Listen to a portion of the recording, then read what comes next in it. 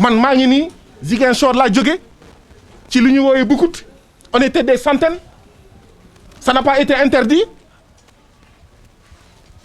te ñu ngi jëm ci yeneen ak yeneen ak yeneen yoo xam ne fan yii di ñëw dina dajale ay nit te fan yii passé bëri na ay xumbeen yoo xam ne dafa dajale ay nit waa léegi daal bu askan wi yuuxoo ñu ne day propager coronavirus bu askan wi naxarloo ñu ne duñ ko tere dañ koy tere parce que day lawal coronavirus ñu ne nag interdiction à géométrie variable yooyu duñ ko nangu moo tax nag ñu ne ñun waa Noo Lank ñun waa ànd taxawu askan wi ñun waa FDS ñun waa FRAPP ñun waa luttons contre l'indiscipline au Sénégal ndaxte DJ Malick mu ngi fi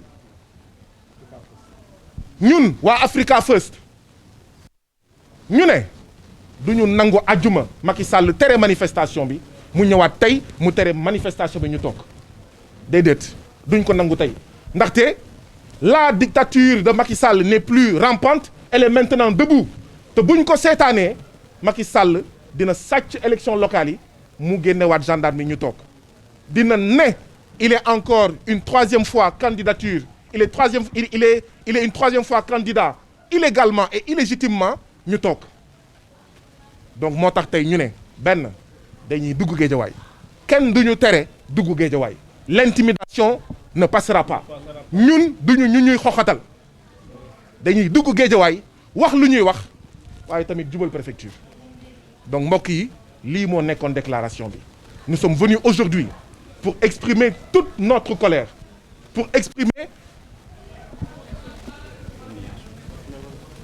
exprimer notre désaccord pour exprimer notre frustration pour exprimer notre malheur face à ce que tous les Sénégalais vivent la hausse des prix face à ce que tous les Sénégalais vivent la vie chère. C'est le président Macky Sall qui faisait campagne avec un sac de riz en 2012. Et il demandait aux Sénégalais combien coûte le sac de riz. Il disait aux Sénégalais que le sac de riz coûte cher. Mais aujourd'hui, le sac de riz coûte encore plus cher 9 ans après. Le sac de sucre coûte encore plus cher qu'il y a 9 ans. Le loyer coûte encore plus cher qu'il y a 9 ans. L'électricité et l'eau coûtent encore plus cher qu'il y a 9 ans. Et c'est pourquoi nous avons dit, nous allons mobiliser les Sénégalais contre la vie chère. Nous nous battons d'abord pour nous, parce que nous sommes des Sénégalais. Et nous voudrons rappeler que le prix du riz, c'est le même prix du riz pour les militaires, pour les gendarmes, pour les policiers, pour les agents pénitentiaires, que pour les enseignants, les paysans, les ouvriers, les étudiants, les élèves et les enseignants. C'est le même prix de riz. C'est le même prix cher de l'eau. C'est le même prix cher de l'électricité. C'est le même prix cher du loyer. C'est le même prix cher du sucre et de l'huile. C'est la même vie chère. Et donc nous interpellons aussi les policiers, les gendarmes et les militaires. Ils n'ont pas à faire de l'excès de zèle et à nous violenter. Ils sont concernés au premier chef. Eh bien, nous allons marcher tranquillement, pacifiquement, jusqu'à la préfecture de Guédiawaye, parce que nous allons résister. Or, la résistance est un principe de droit universel. La résistance. Nous ne sommes pas des voyous.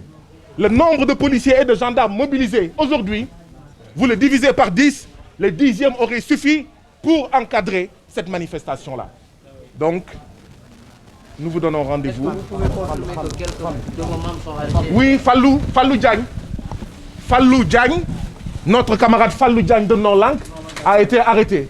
C'est le seul, effectivement, dont nous avons l'information. Et nous exigeons sa libération. Suñu mbokk Fallou Diagne mi bokk Noo Lank comme moom dafa teeloon ñëw dama leen di fàttali ne manifestation bi ñu ngi ñu ko tere 9h moins le quart moom balaay 9h moins le quart moom Fallou Diagne dafa egsi ci Seydina Limamou Laye kon xamul woon ne dañ ko tere noonu lañ ko fa jàppee ñu jàpp nag ne nañ ko bàyyi ci nu mu gën a gaawee ñun nag ñu ngi dox ci jàmm ak salaam pour exercer suñu droit constitutionnel ci jàmm ak salaam dem ci préfecture bu Guédiawaye wasalaam. dafa métti Macky Sall moo campagne naan du dafa métti suukar yokku na ceeb yokku na diwlin yokku na tàngal man sax yokku na waxuma la jimbo fi nga xam ne Macky nga fa nekk di jënd ay avion à 60 milliards fi nga xamante ne Macky dafa nekk jënd oto 1 milliard fi nga xam ne Macky dafa nekk jënd ay leneen ak leneen di parce que xaalis ak ay institutions budgétivores HTC conseil économique ainsi de suite amuñu fi benn njëriñ donc Macky faalewuñu yëgul askan bi di ñu minimiser donc nag loolu c'est pas normal suñu droit la ñu marche mu neexee mu naqaree dañuy marche dañoo dugg Géejawaay ñoo ñu Géejawaay de passer suñu message te mënuñu si dara wasalaam.